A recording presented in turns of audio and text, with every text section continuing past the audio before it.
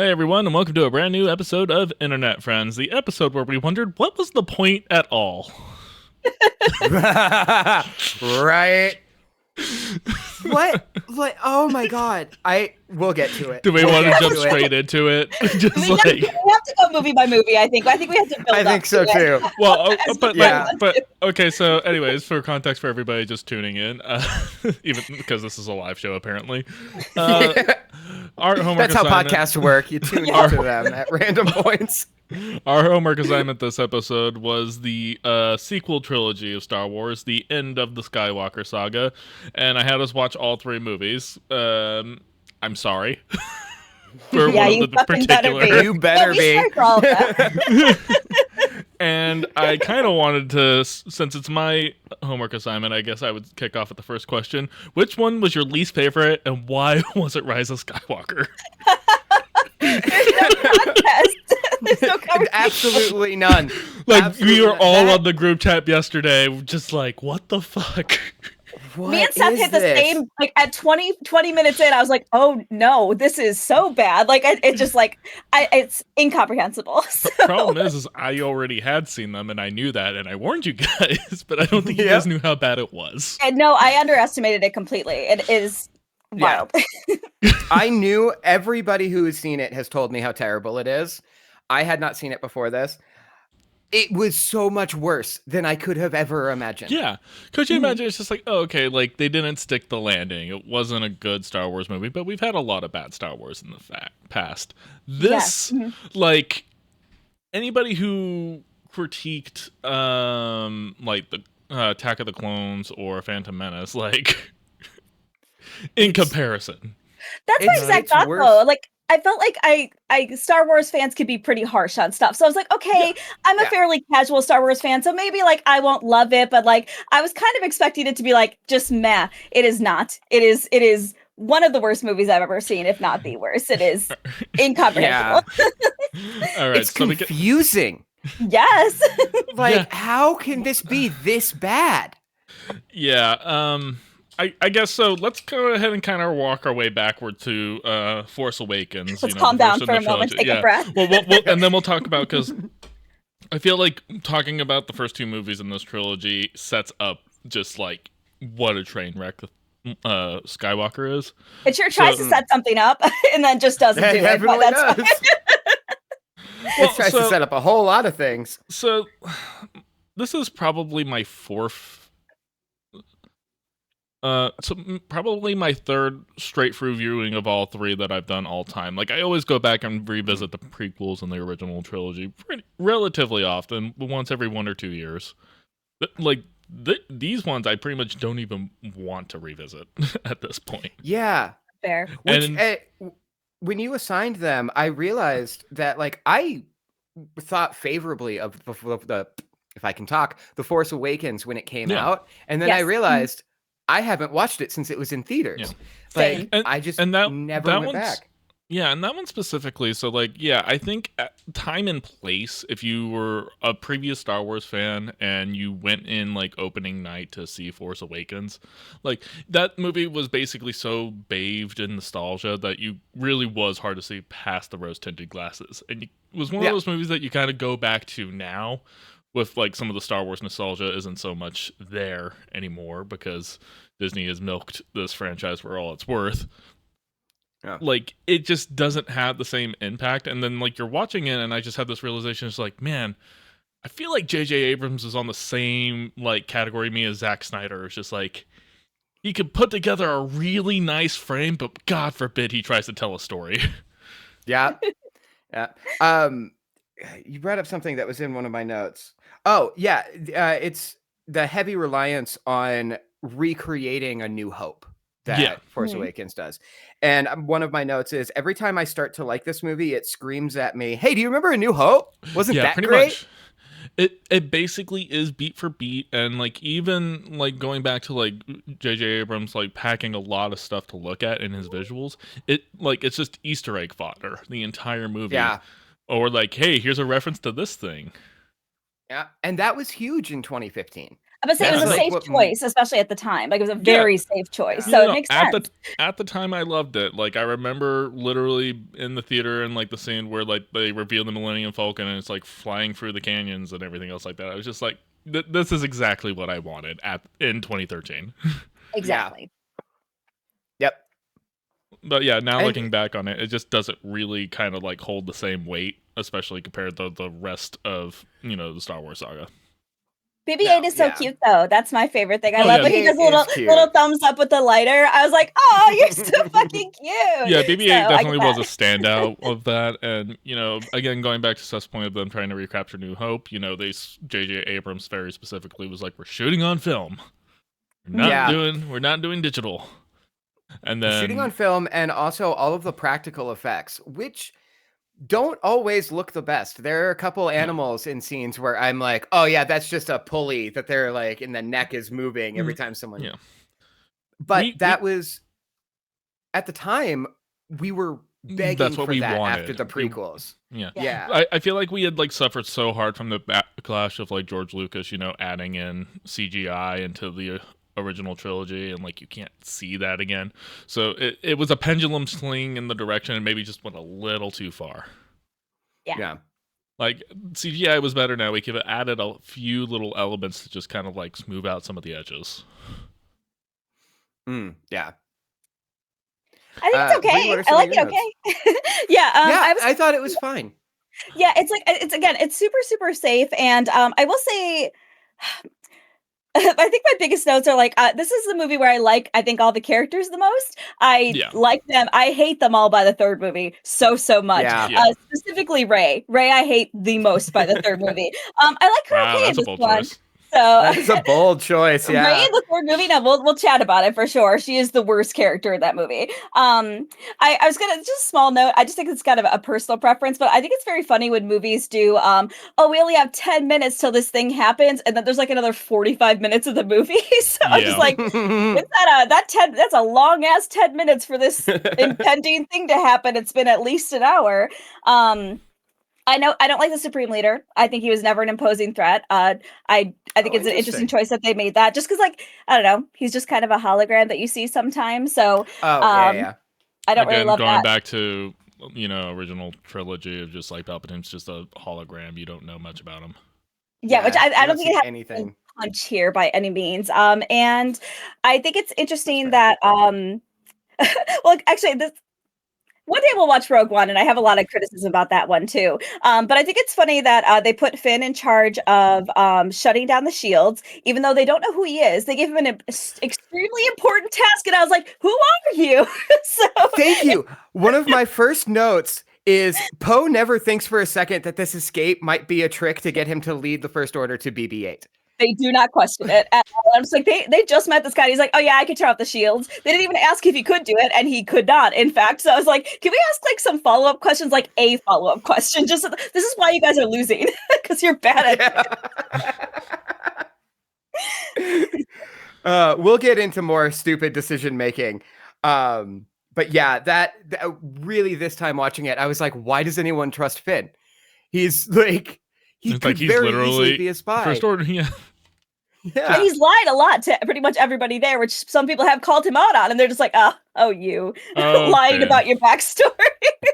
But yeah, it helps totally super important. Like, and he's like crucial to that mission too. I was like, why him though? You don't know who he is. And kind of on that note, this is just a small critique. Finn and Rey are both way too good at fighting. I feel like, especially like hand-to-hand combat. I was like, I don't think either of you should be this good at this. They're both like just like prodigies from the get-go. So, and also go ahead. That was a common critique even after the film came out. It was just like, she's never held a lightsaber before. But nails it first try. Sure, why not? So she was a scavenger. Like, yeah, she probably has some hand-to-hand, but she's really good at it. But it is what it is. Like, those are my main notes. And then I was just curious, is Mark Hamill still a Zionist, or is he okay? I think so, yeah. Bummer. Okay, I figured. I think he's in that category of once things started really going bad, he kind of just shut up about it. Yeah, he didn't say anything. Yeah. Okay. Yeah. That's all I got on this movie. So that's it. It was fine. I enjoyed it. So Two notes that I have that might invoke something.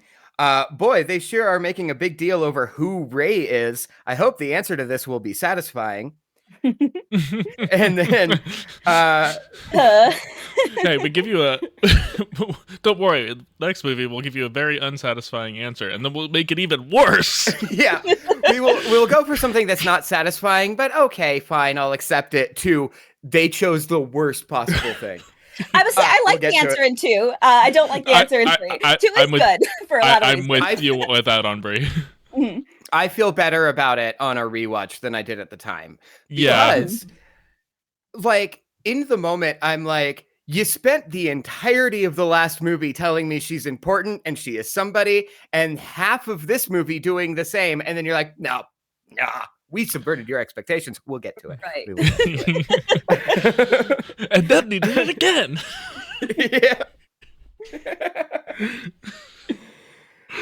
The interrogation scenes are oddly erotic. That was something that stood out to me. Yeah, I remember back in the day, like there was the rumor that was Daniel Craig as the stormtrooper who said he was good at time machines. I don't think it was ever confirmed, but everybody was just like, he was on set for one day, and they were just like, that's who they got to do it. But I don't think they ever confirmed it. I was specifically talking about Kylo Ren. And, that too. Using the Force on them. Yeah, but. Oh, trust me, like we remember the Reylo / fiction era. Yep. I remember the Poe Finn / fiction era. Oh yeah, that was a huge one. That was big. I didn't mind that. We're gonna get you a very unsatisfying lesbian kiss at the end of the third one instead of them kissing. I was so excited about that. I was like, ladies, do it, lady. And it wasn't just an offhanded quick peck that they cut away from right away. It was an actual full kiss. Beautiful to see, genuinely. We will get to the third movie, but when Poe, Finn, and Rey all hug at the end, the audio, I want a boyfriend, and I want 2 boyfriends, and I want my boyfriends to be boyfriends played in my head. Valid. Very valid. Absolutely. Really, I have one more note I forgot about because you mentioned something sexual. I forgot that I put this note. When the creature, I think it's a Rathgar baby, absolutely deep throating their spaceship, and I was like, this is very uncomfortable. Like his whole just like just like out in front of the ship. I was like, this is a lot. It was the Millennium Falcon, Glug Glug 3000. He was going for it. I mean, go off, I guess. But I was like, all right. I will also say, at least Harrison Ford looked like he was trying to have fun throughout this movie. He did, but also that scene with the Rathgar thing, where he grabs the guy and throws him in after almost running away. That was 100% an answer to Han shot first. And I remember that in the theater being like, you fuck. Okay. Annoying. Yeah. It's not bad. And it's probably the one that I have the least to say about. I feel the exact same way. Like I'm just like I thought it was an okay watch. I did have to watch it in 2 parts because all of these movies are pretty dang long. But I enjoyed it. Didn't mind it. One note that I shared. This was at the dawn of that every movie needs to be in 2.5 hours. Oh God, it's just so long. At one point, for every movie, I pause to make a note, and then there's a second note that just says, "I still have an hour left." For every single one of these movies. I felt that, especially in the third one. I was like, oh, there's an hour and a half left. Oh my God. That last 40 minutes is real. We'll get to it. We'll get to it. We'll get to it. Yeah. All right. Well, this brings us to maybe the most divisive movie in the trilogy, which is The Last Jedi. I have been a longtime defender of this movie. It's my favorite of this trilogy. Everybody's problems with it are more or less I understand and respect, aside from, the people who will use the word woke or whatever. And except for the racist and sexist arguments. There are some valid arguments to be made. I'm a longtime hater of this movie. I kind of like this one. I kind of fuck with this one. I watched it all in one sitting, so... But I'll hold off on my rant. So finish your thought. Fair enough. No, so like I said, I liked a lot of decisions that were made, even ones that pissed him off. Going back to like you're making her a nobody again, I kind of liked that. It kind of just left like it doesn't matter. Stop worrying about it, despite the fact that you spent a whole entire movie setting up. You have. I liked this visual style better than J.J. Abrams because it felt like every shot had more of a purpose as opposed to just how can we cram as many Easter eggs and just pieces of things for Star Wars nerds to like get excited about and actually like try to like no, we tried to make our actual set pieces and make it feel like it's like this is a different time and a different place. Whereas like the last movie was just like this could have just been Tatooine instead of Jakku. Like, this could have been any other Star Destroyer. Like this could have easily been Yavin. Like basically just all one for ones. And if there's anything that they kind of did wrong is again how they split things up and specifically how they treated John Boyega and Finn and like kind of like making his character a B plot when you tried to make him a main lead. Just some of the kind of like smaller things that I was just like those didn't really bother me as much. But Seth, as a longtime hitter of this movie, I'll go ahead and give you the floor. Thank you. Honestly, this is not a bad movie. It's not at all. My biggest complaint, and I have two real issues with it, is that to me it's disappointing because all of the new things that they're doing, they fumble on. Like, I actually really like that Luke is a hermit and that he wants the end of the Jedi Order and he doesn't want to train Rey. He still trains her anyway, but he's not happy about it. And I actually think it would be more interesting if the reason that Kylo turned to the dark side was because the logical endpoint for the Jedi is hubris and corruption. And Luke Skywalker's own hubris in thinking, I turned Darth Vader to the good, I can stop this kid from turning evil, is what ultimately results in Kylo becoming evil, rather than I saw the dark side in him and there was a moment of weakness. And that's a perfect example of what I mean when I say that there are things that I really like about this, and then they drop it, and then they screw it up. And also, this is not as big of a victim of the remake that Force Awakens is. There are still so many elements of this movie that are just Empire Strikes Back again, as well as Return of the Jedi. But they twist it right at the end, and they're like, "We subverted your expectations, and you thought even Luke, which I liked, you thought he was going to want to train her. Turns out he doesn't." And it's like I always, as a viewer, the first time I felt like the movie was trying to be smarter than me, more than give me an interesting story. Yeah. And so that's Thank you. But that's why I don't like it, is because I think given what we have, there is probably one of the best Star Wars movies in there. They just really failed to stick the landing. So I walked away disappointed more than I did entertained. And we know Rian Johnson can do it because he did such an amazing job with the Knives Out franchise so far with Knives Out and Glass Onion. We know Rian Johnson knows how to do a film where he can subvert expectations and also, and have it be satisfying. Make you think one thing and go another direction. But also at the same time, respect your intelligence. Is the other thing. Whereas, this one, I think what gave a lot of people the problem with this, especially with Star Wars fans, is that it felt like it was kind of giving Star Wars fans the middle finger. It's like, we're not going to do what you want us to do. And I was just like, I like the element, I don't like the execution. Yeah. Yes. Because when this movie came out, I was kind of the opinion. It's just like, I feel like Star Wars nerds need to kind of be told to shut up. That's fair. I mean, always. Always. Yeah. And so that's why I go the opposite direction of the lifelong Star Wars fans, because a lot of lifelong Star Wars fans hated this movie, and I was like, I actually really like this one. And as soon as they went into production on the third one, and I heard about some of the things that were going on, I was like, this is going to be this is not going to be good. They are not going to stick the landing on this. Yeah, which part of my critique was the throne room sequence. As soon as the third one went into production, I was like, oh, Rian Johnson put that in. He killed off Snoke. He made Rey nobody so that the next director wouldn't have to be held down by Disney to just do Empire or Return of the Jedi again. And then they got rid of Jurassic World and brought Abrams back in. Yeah. I don't necessarily know if Jurassic World would have done a very much a better job, in all fairness. I've read the script. It's not that great. Getting the guy who's... well, correction. Jenny Nicholson read also a guy not... No,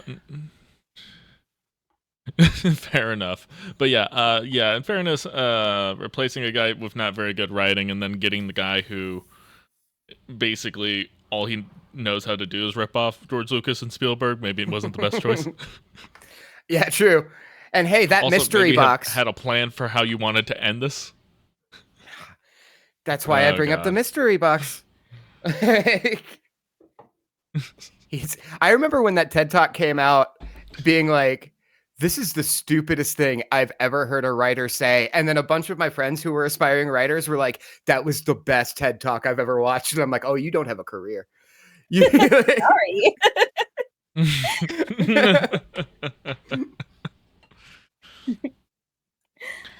Yeah, no. But yeah, so I again, there's valid critiques of the movie, but it's still, out of this trilogy, my favorite. I would actually argue on this rewatch that it's probably the best of the three. I have my issues. I'm disappointed with it. There is enough there for it to be good. I feel like it's the most entertaining and it flows the best. It's not. Go ahead. Oh. I was going to say, and if they had actually taken the time to nail the third one instead of whatever the fuck they did, like, we would have looked back on the second one, and probably in the same way that we look back on, like, Empire, being like, hey, like, yeah, did people not really appreciate it at the time, but, like, you could go back now and, like, really appreciate it. Now, not so much. Yeah. Yeah. I get that. Brie, what are some of your thoughts? Anyways, Brie, you were going to say? Yeah. So it's interesting because I'm like, I think in general, I don't know if this is exactly correct, but I'm just like, I feel like this one flows the best in terms of like, the third one felt like so much of a fetch quest, and it kept being like, oh, well, actually we need this thing to do this thing and this thing to do this thing, and like, it didn't feel like this. Like, it was just like, oh, we have to go here, do this thing, and go back and do this. Like, it felt a little more connected, whereas like the third one felt so fucking tedious. I was like, oh, well, this guy has a ship and the dagger, and then the dagger, and then like, I'm like, I don't care about any of this. Like, it just felt a little smoother in the second one. Teach their own, but I like the general vibe of it. I will say the characterization is a little off in this one. Like, one of the first notes I had was that I'm surprised how many people like Poe. Poe kind of sucks a lot, especially in this one. He gets so many people killed, and he is so like nonchalant about it and so reckless. And people are like, Poe's the best. I'm like, no, he's actually a very bad leader. I really like Poe in the first one and was excited to see where they went with his character, and then they really did not.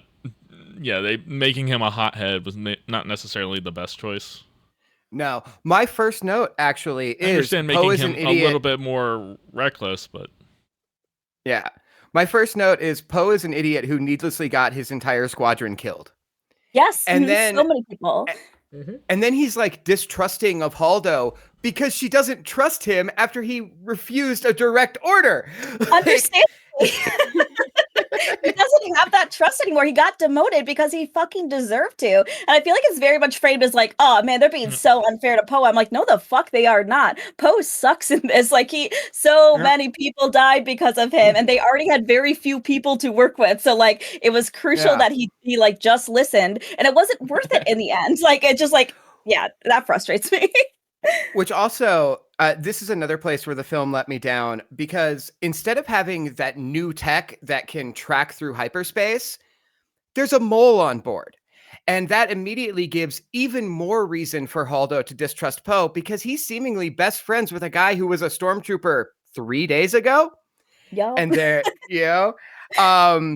that's a bit weird. And it also then gives a reason for Haldo not to tell anyone that they're going to the rebel base, because she doesn't actually know who she can trust. Whereas Of in the course. movie we got, it's just, why didn't you tell anyone? Why didn't you, why keep that a secret?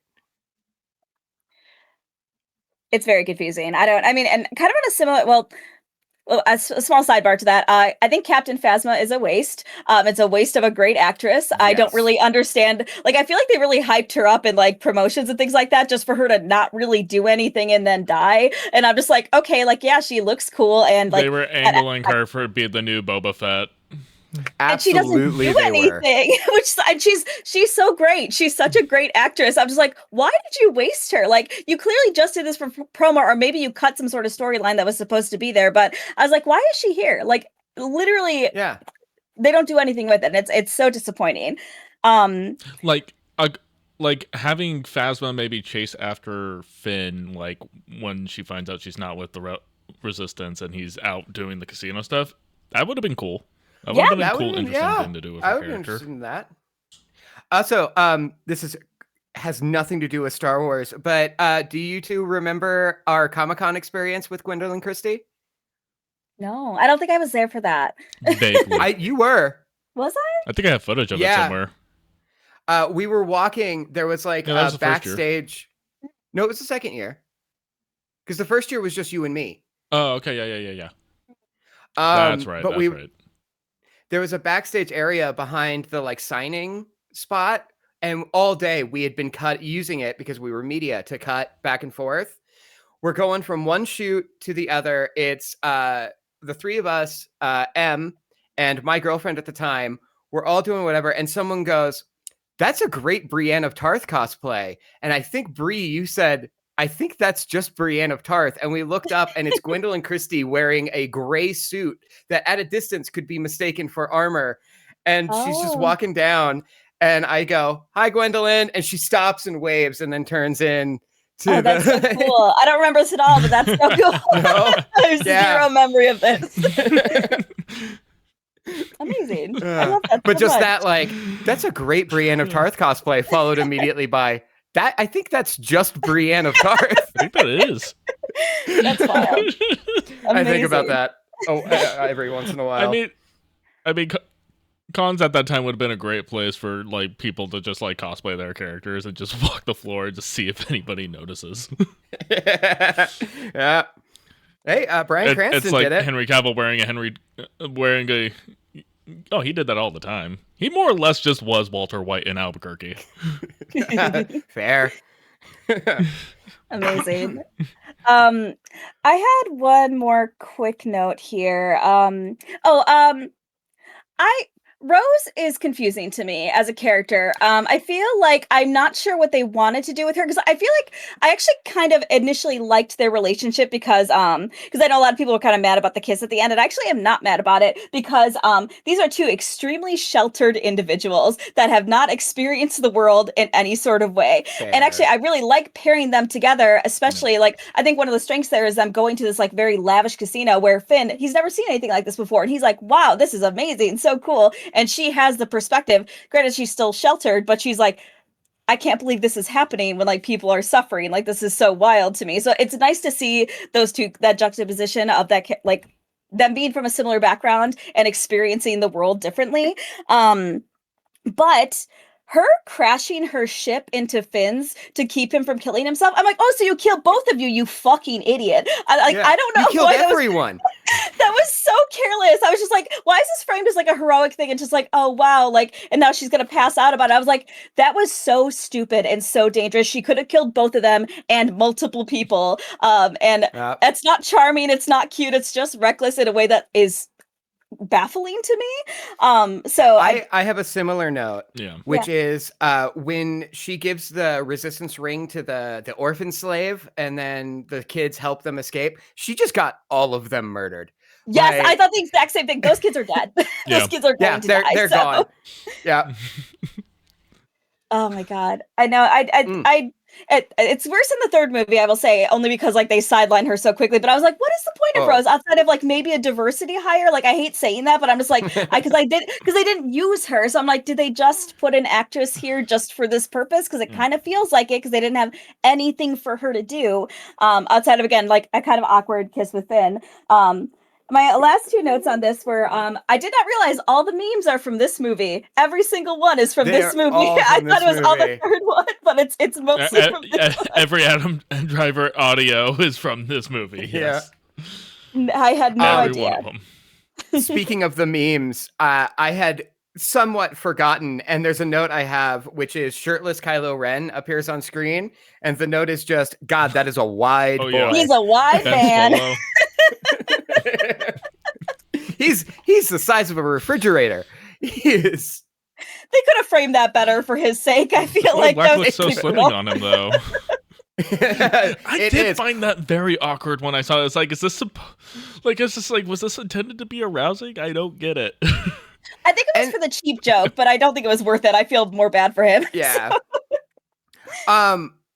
But I think also that might be why Rose was introduced in the first place, is that there was kind of this love story between Finn and Rey, and then they're really pushing this Rey and Kylo thing in the second and third movies. I think they wanted somebody else for Finn to be happy with without going the gay option. That's interesting, because what my last note is that I really like Finn and Rey's relationship being platonic. I really like how affectionate they are with each other without it being romantic. And I was kind of hoping that's the direction they were taking with it. So, because I was like, it is always nice to see a male and a female lead where they just really respect and love each other. I could still like hug and like have these like kind of intimate moments without it being like sexual in any way. Like I feel like they carry that throughout into it's one of the very few things I like about the third movie, that they can like do these like really sweet hugs and be like, oh my God, I'm so glad you're back. I love you. Like that's just nice. But that's all I have. I've got a couple more notes.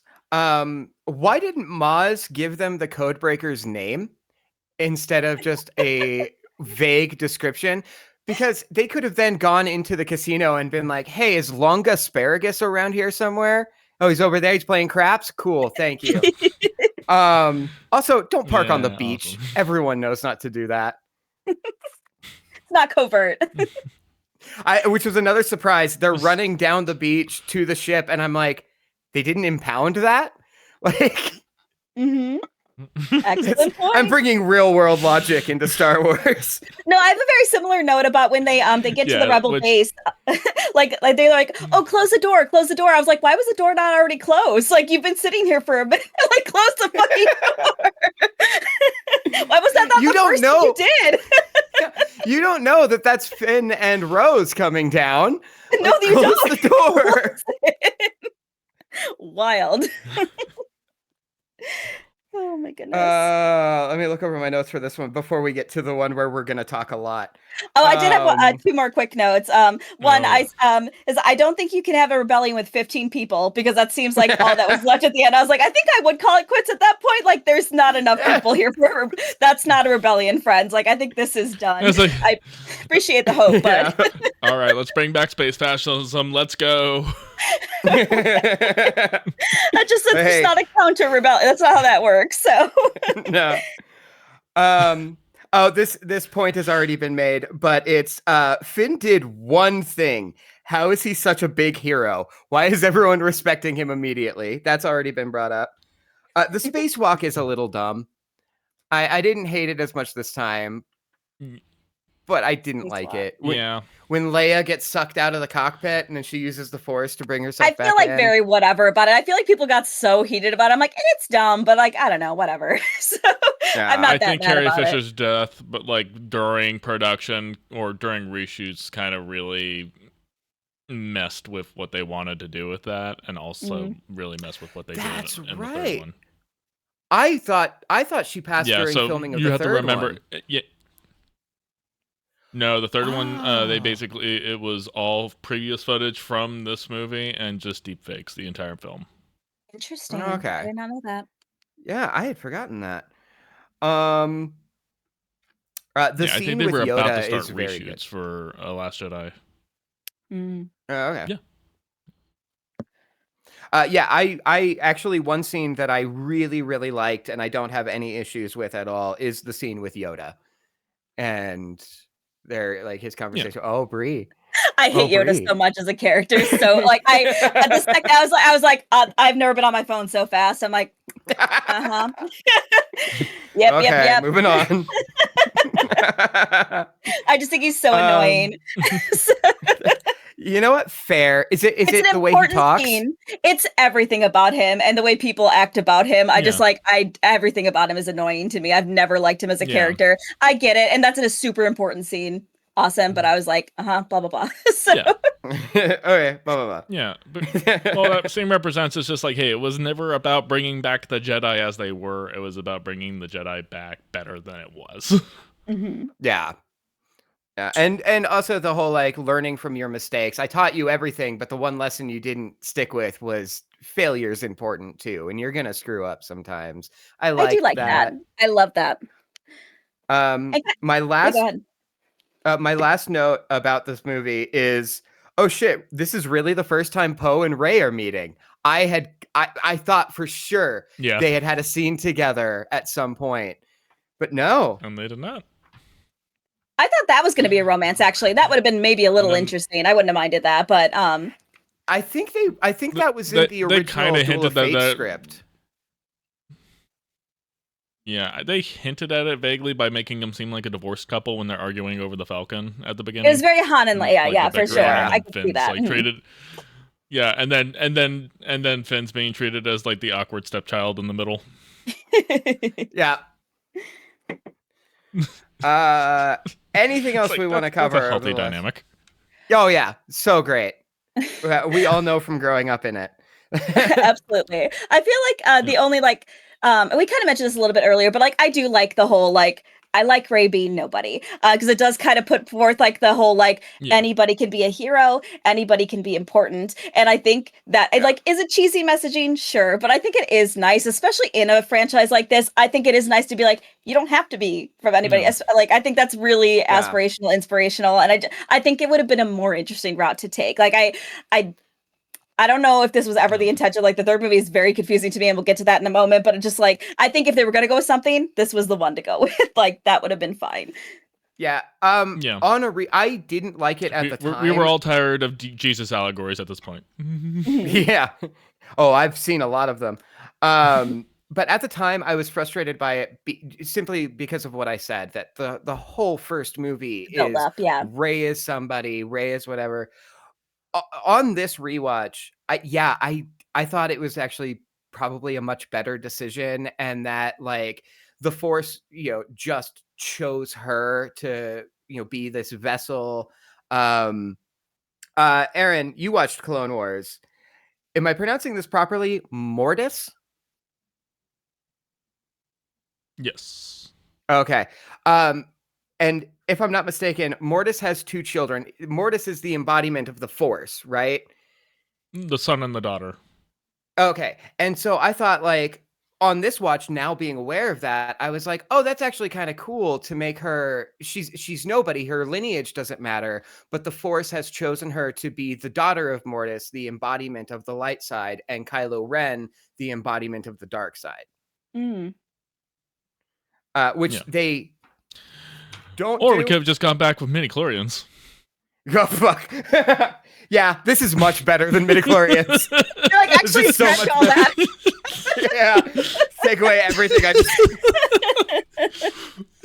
But, no, all I'm saying. But yeah, I my opinion over her being nobody has completely changed since I originally saw this movie. And it is better. Yeah, that is fair. So, anyways, that brings us to the one that we keep on re-referencing because we have the strongest opinions about it, all on the same page. I finished it this morning. The Rise of Skywalker. Yeah. I finished it this morning, and I don't think I can tell you a single fucking thing that happens in this movie. It is just, they're throwing so much shit at you. Why are they here now? What's the dagger? Why is Chewie getting a medal? Why does that matter? Oh, because he didn't get one in A New Hope? Okay. Oh god, that was so stupid. I hated that. How? All right. I got a call back for a callback. Yep. The Death Star blows up, but then huge chunks of it are just fine. Also, evidently, there's still power because that door opens, and a bunch of the TIE fighters work because Kylo Ren just took one. How? What? Okay, I need to calm down. I mean, and to jump off of what you were just saying, I think it is such a wild choice because here's the thing: the First Order was already winning. They were already a formidable force on their fucking own. Why make a double army when they're already a fucking threat? Like, it's not like it's if they were like losing or something, then they introduced something new, cool. But they weren't. They were absolutely fucking winning. So to like add more bad guys to it doesn't make sense thematically. Like, it is so deeply confusing to be like, well, no, they're actually double evil, and this is this other guy that's also super evil, but like more evil than the evil guy. Like, why? I just don't understand. The inclusion of Palpatine they ruins had this to movie justify completely. what Palpatine was doing the whole time. And the line, you can tell it hurt Oscar Isaac to deliver the line. Somehow Palpatine has returned. His delivery is just like, what the fuck are we even filming right now?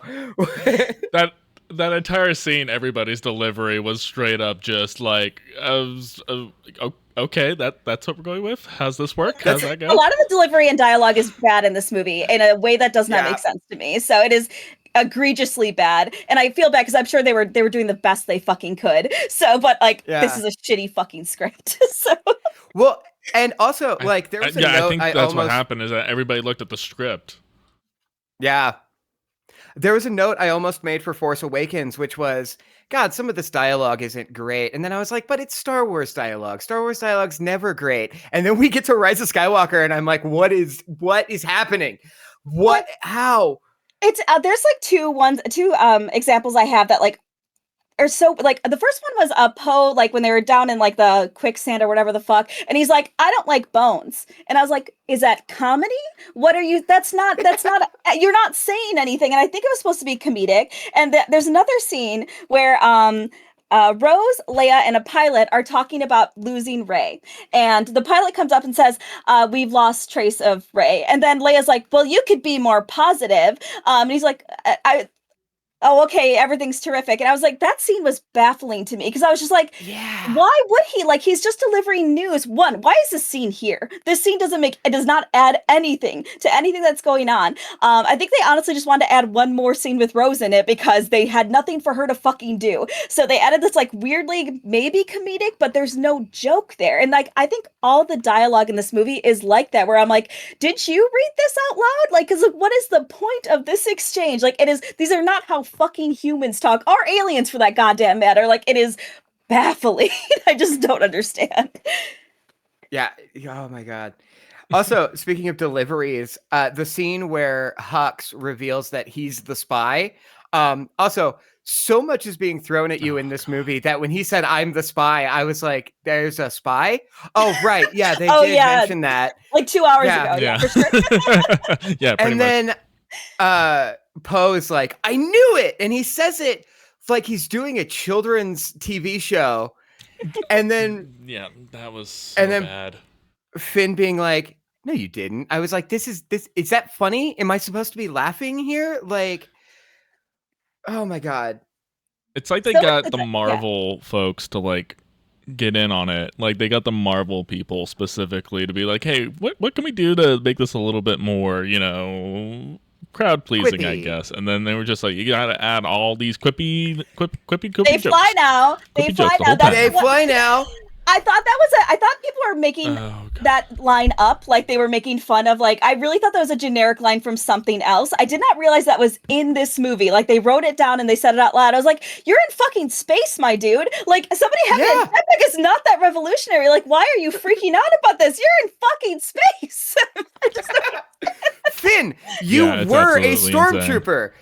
You know that they have jetpacks. Excellent fucking point. But also, Aaron, you said something that made me think, like, while I was watching this, I just kept going, who is this for? Because, like, is this a family film? Is this for children? Is this for Star Wars fans? Because I don't think anybody can like anything happening here. Yep. No, absolutely not. Is my mic fucking up right now? There's a little bit of a lag in your video. Yeah, you've been delaying Mike's doing for something me a little weird. bit. Oh. But I can hear you just fine. Like, it's like my mic doesn't pick me up right away on both sides. Oh, strange. Huh. That's weird. Also, yeah, it's been doing it's even doing it in OBS. I'll figure it out. All right. Yeah, it's doing it in OBS as well. So I wonder if there's like a codec issue on my end. Maybe. Also, just a note that I have is shut the fuck up 3PO, which brings me to, I know that 3PO was the annoying character in the original trilogy. I never hated him this much, but I swear. No, absolutely not. Yeah, Abrams went out of his way to make this version of 3PO the most annoying that he has ever been.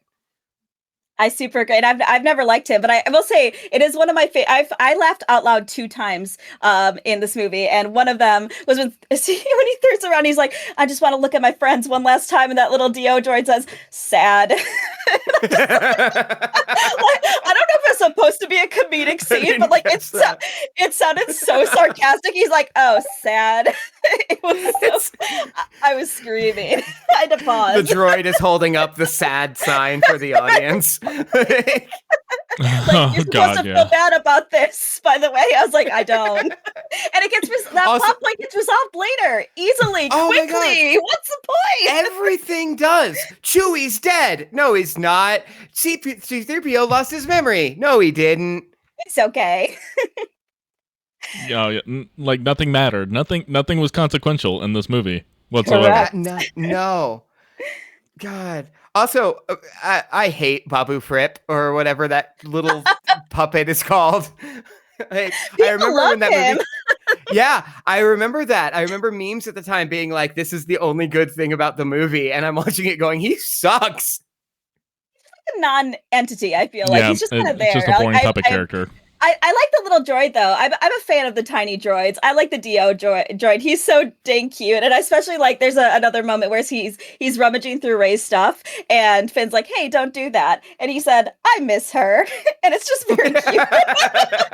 That's right. He's the best part of the movie, and he's not in it a lot, but he's very sweet. Oh my goodness! This movie. I know. I'm just like, I told you, it's the worst of them.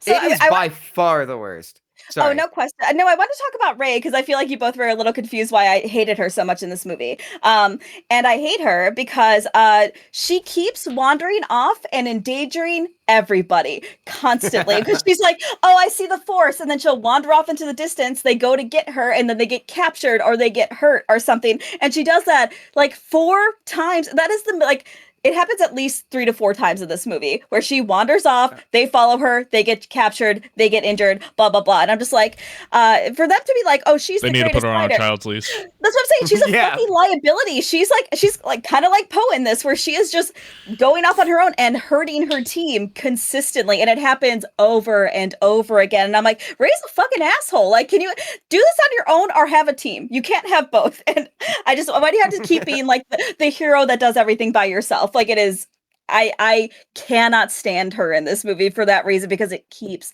happening and it is so confusing. That's fair. Speaking to that, when they're on the Death Star moon, like Poe and the gal who has the exact same backstory as Finn go back to the Millennium Falcon, and then BB-8 comes up and he's like, "We can't find Rey," and they go back and she's taking that thing across the water. Chewie was right there. Did he just like turn around and she just zipped away? Apparently. Bye, I guess. They have no object permanence, these people. Like, no.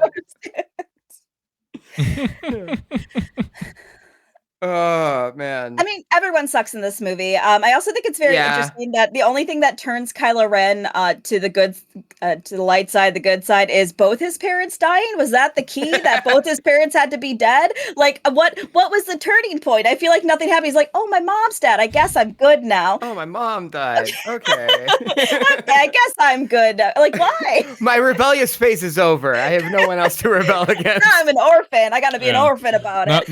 But he did a reverse Batman. He became less emo after his parents both died. Yeah. That was the only thing that changed. Everybody is trying to talk him out of it. And they do this whole thing of like Leia reaching out to him in her last moments, and it's going to take all of her energy. That's all it took, was him getting a psychic message from Mom to be like, oh, I guess I don't want to be evil anymore. Oh, I'm stabbed. That's the first time she tried that, because I think she's probably tried it before. So why now?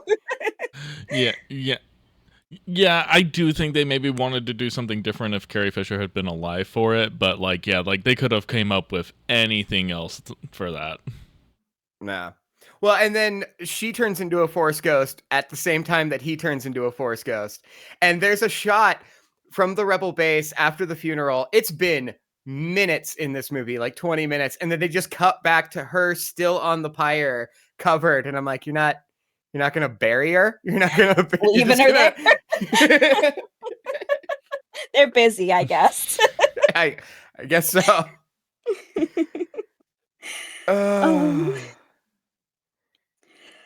I don't know if this is like I don't think this is like an ice cold take, honestly, but I'm like, I genuinely think this movie would have been at least okay if Palpatine was not a plot point, because he does not, his inclusion in this movie is genuinely so like incompetent and baffling to me, especially because in the first 5 minutes they retcon everything. They're like, oh, actually he's been here the whole time. That's so wild. Like, he's the reason Snoke's here. I was like, you didn't mention that in any of the other movies. You can't act like you've been building this up when there was no hint to it. It wasn't even a plot point. It's how they kicked off the plot. Yeah, it was 5 minutes into the movie. 5 minutes, and they're like, "What? You've been here the whole time?" It was on the crawl. And 5 minutes in is when I made my first note, which is, "Oh, this is so much worse." Substantially. I honestly think they could have maybe like switched the plot point to like the First Order has new ships, or like now that Kylo Ren is in charge, he's like a more, I don't know. They could have pretty much done the exact same thing except for the mindless fetch quest, and then all of the allies come in at the end. It would have been a cheesy ending, but it would have been fine. Like, I think it could have been an okay movie. I don't think I would have loved it, but I wouldn't have fucking hated it like I did this, because like Palpatine is derails everything good about what they were trying to build. Like, again, I don't think this had a chance of being a phenomenal movie, but it could have at least been okay. It could have felt like Star Wars. But we had to have all of the Sith. And question, who were all the people in the robes in that chamber? Are they embodiments of the Sith, or are they just other Palpatine clones that are watching him? They were supposed to be the embodiment of the Sith. Oh, okay. But I think it would be really funny if he just cloned himself like 100,000 times and made them sit there and watch followers. That's what I thought they did. That would have been better. He's the one to do it. I created an army of Sith at me. And like, okay, so if she kills him, all of the Sith energy and his essence goes into her and becomes the Empress Palpatine. But if she deflects lightning back to him, that doesn't happen? Everything about that doesn't make sense to me. And also, I didn't know or care about her parents until just now. So don't act like this is a big emotional thing for her where she's like, I'm angry and I want to kill this guy. You barely knew your parents and you thought they were shitheads up until this point. So I don't know why this small thing where like, oh, he murdered them actually, and you kind of vaguely saw it. Okay, cool. Like, another line that this actually got a laugh out of me is when her parents are being interrogated in the memory. Her mom goes, "She's not on Jakku." I'll tell you where she isn't. Nailing it. Of course. I definitely don't keep the illicit drugs under my mattress. Don't even bother looking there.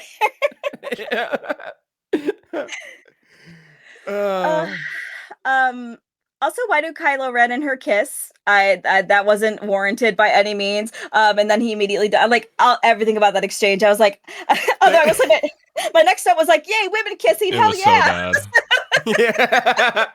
Well, and also their kiss too, like before it happens, because I'm aware of what has happened in this movie through talking to people. So I knew that he like gave up his life energy to bring her back to life. And she wakes back up and I'm like, okay, Kylo, stop. You don't have to give her any more life energy. She's alive. You can. Oh, he's dead now. Oh, okay. He has to die here after a sweet kiss. Yeah. Oh, the incel finally got a girl. Oh my goodness. And that's a life lesson for all of us kids. I think we could all learn from that for sure. Yeah. Oh also, my god. I never realized it until the scene where he's having his talk with the ghost Han Solo. His costume is really stupid. It's like overly padded. It just doesn't look good without the helmet. Also, I'm glad he held on to all the pieces of it after he broke it so it could be repaired. Thank goodness. Oh, yes. Again, a major plot point in the previous movie, only to be ruined, literally, just by like, anyways, we're going to put that back together again. Yeah. And so much of this movie is undoing The Last Jedi. They really were like, we are going to just do whatever the people who didn't like the last one want and completely retcon it. And they ended up making nothing. Which was the wrong way to write a script. Yep. Yeah, I don't know. I was trying to think of any of the moments I like in this movie. And there's one small note I have, which is like the reunion of everybody at the end is genuinely very sweet. I like when people are like, I even like there's like a random like pilot that hugs a random alien, and that just like was very cute. Like he's just like, oh, I'll hug you too. Why not? Like and again, like Finn and Rey and Poe all hugging together. Like that was genuinely sweet because like they seemed so exasperated. Like, oh my god, we never thought this would happen. Like for all the kind of shitty acting because of the probably poor direction, that scene was very, very nice. Also, a very small sidebar, which I'm sure neither of you noticed about this. When Lando, I think Lando, yes, he's really early in the movie. There's the second time I laughed out loud. And it was just a small. It's my new vocal stim. So he when he takes them and brings them back, and there's this like. He knocks on a door and an alien opens the door. And he asks him to do something. The alien says, "Okay," and then opens the door and he says it exactly like that. And he's like a puppet. I didn't catch that. That's amazing. And it's just like a puppet. So just okay, and then he opens the door. It fucking killed me. It's Fozzie Bear. Like almost. It was so funny, and I was like, I don't think I'm supposed to laugh at this, but this is the only joy I have in this movie. Yeah. Well, and also going back to that scene where they're all like commiserating, and there's like this big relief. There's a shot of like everybody hugging everything, and I go, okay, roll the credits. This is where the movie needs to end. And then Rey goes to Tatooine. Yeah. Okay, cut it off. That would have been perfect. That would have been nice. Yeah, I agree.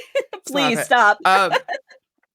One thing that I did like about this was the lightsaber fight between the Force and how, like, they slice open the barrel full of fruit and then it falls onto the floor where Rey is, and then they break the thing. And I thought that was at least interesting and neat.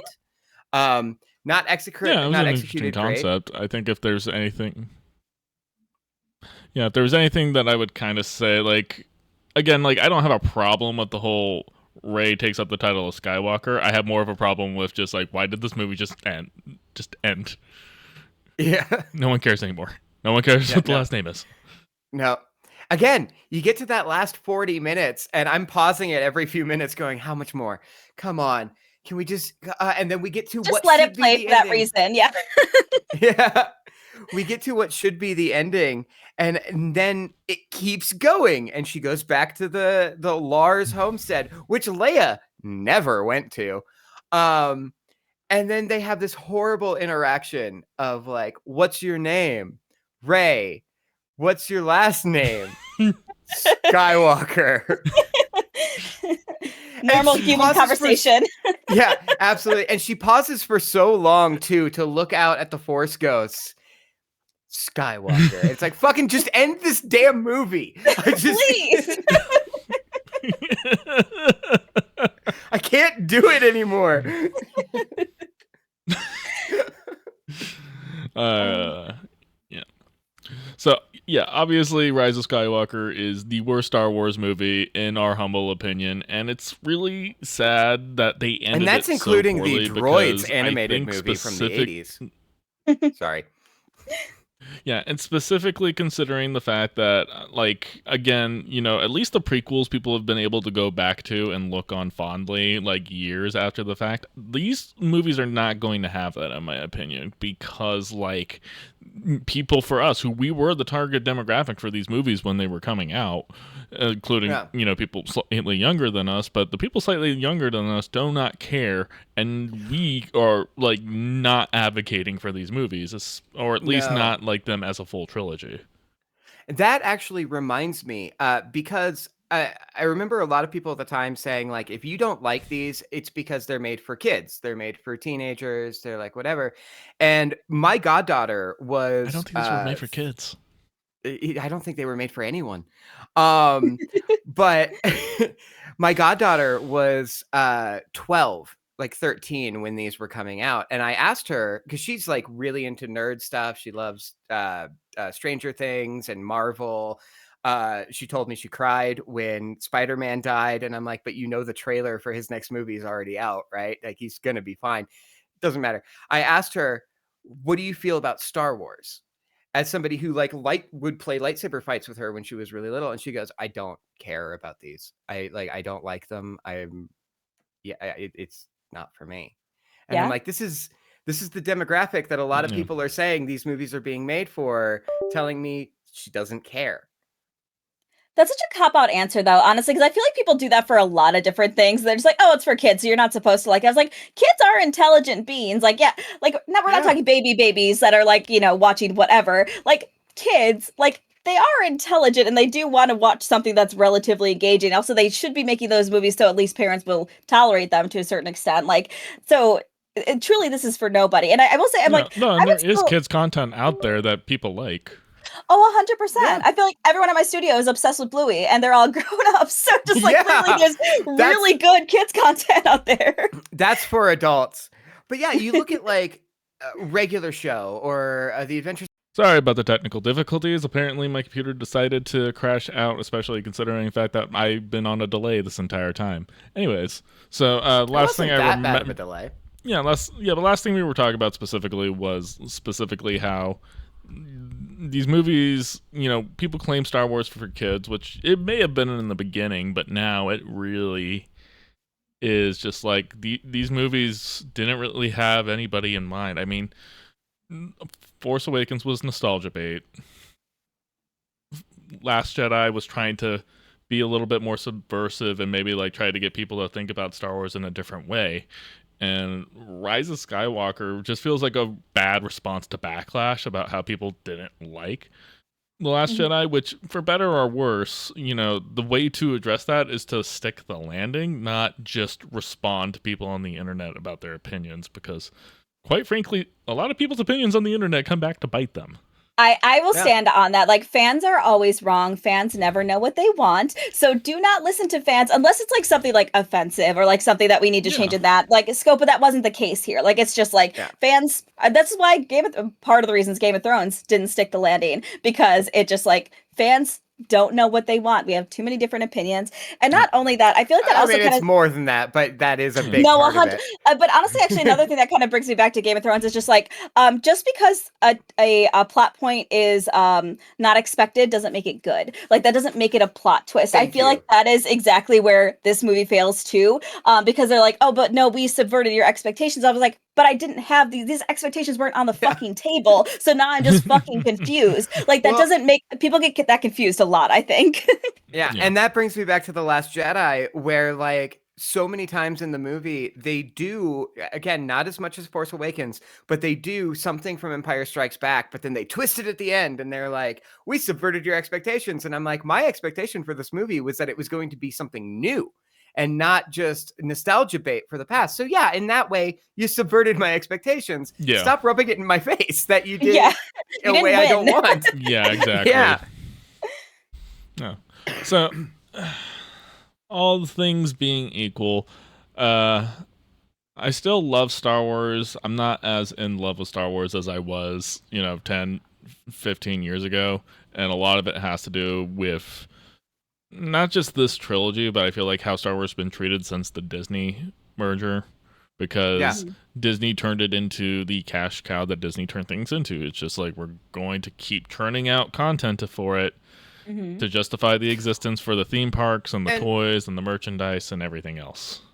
And that's something too that killed it for me, is that like when we were growing up with Star Wars, there was a bunch of expanded media. There were tons of books, there were video games that were canon, but you didn't need to consume all of that. There was an understanding that, like, if you were not into extended universe Star Wars, it's just like, that's fine. There's a lot of it. A lot of it doesn't connect. A lot of it doesn't make sense. A lot of it's not considered canon. It's just, hey, buddy, you want to write a Star Wars novel?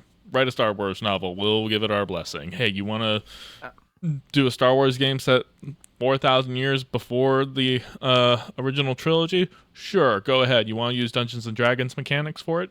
Have at it, champ. Just like whatever, and we'll just, like, as long as it has the basic Star Wars DNA, it's fine. Yeah, but with this, I remember there being a huge push. I mean, people were really upset about wiping out all of that and Disney doing new stuff. But there's a scene in Force Awakens when the planet is about to be destroyed, and there's a close up on a character. That character is from one of the books that was released right before that movie came out. Right. I shouldn't have to do homework. I shouldn't have to read a bunch of novels to be able to enjoy a 9-movie franchise that is largely contained. Yeah, you shouldn't have to watch Clone Wars and Rebels to enjoy Ahsoka, but unfortunately you have to. Like, you have to have seen Rogue One to understand why do I care about Andor in the first place. There's just all these things, and like, they tried with some other stuff, but again, they can, because they're very, trying to canonize anything that Disney does with it. I'm just like, you're kind of missing the point. Yeah. Just this is a good universe, and there are so many stories that can be told. Don't always rely on the Jedi. Don't always rely on Luke Skywalker and the Mandalorians. And you can tell really interesting things here. Andor, I haven't watched it, but supposedly it's great because it does exactly that. I don't know. I hate Star Wars, so just Star Wars have a somewhat positive opinion of it. I'm a very casual fan, which is not allowed to my understanding. So honestly, I wish we had more casual Star Wars fans. Please come back. We need you. You're our only hope. We need them. Regular fans make it so unfun. For me, it's one of those things that I am so happy I grew up with. I am so happy it was part of my childhood and like my teen years. I have such fond memories of having lightsaber fights with my friends, and then being able to carry that on with like my goddaughter. I don't really like it very much anymore. And there was a point during Rise of Skywalker where I was like, do I even like Star Wars? Like, this sucks. It's a question that you legitimately have to ask. It's just like, I don't think I like Star Wars anymore, which sucks because it was such a big part of my childhood and growing up and everything. And then it's just like, did we just kill nostalgia? Is that what happened? Well, that's most of the 20 teens is, hey, you like Thing? Let's ruin it. But yeah, I think that's the thing, is just like, you no longer can rely on nostalgia to carry anything anymore. And like, that's why DC's well, I said DC, but like, comic book movies in general are failing because like, you can't get excited for anything anymore. No. And like, from what I've been told, Thunderbolts and Fantastic Four are both pretty good, but they didn't do as well as older Marvel movies at the box office and are being considered flops. And it's because we don't care anymore. Like, you've used up everything. Yeah, it's time to set new expectations, and it's trying to like start looking at different wells. Let these things sit for a while. Vault it. Yeah. Just stick it in the vault. Well, and even Superman did better than any Marvel movie this year, but it still didn't make as much money at the box office as Man of Steel did 12 years ago. I do think we need to start adjusting our expectations for box office in general, because this theater going experience is not box office. It's not the barometer for whether something is good or popular anymore, because people just aren't going to the movies anymore. Yeah. Well, and also, like, Weapons came out recently. I'm interested in that, but I know it's not enough to pay to go see it. But I also know that it's just going to come to streaming in a couple months.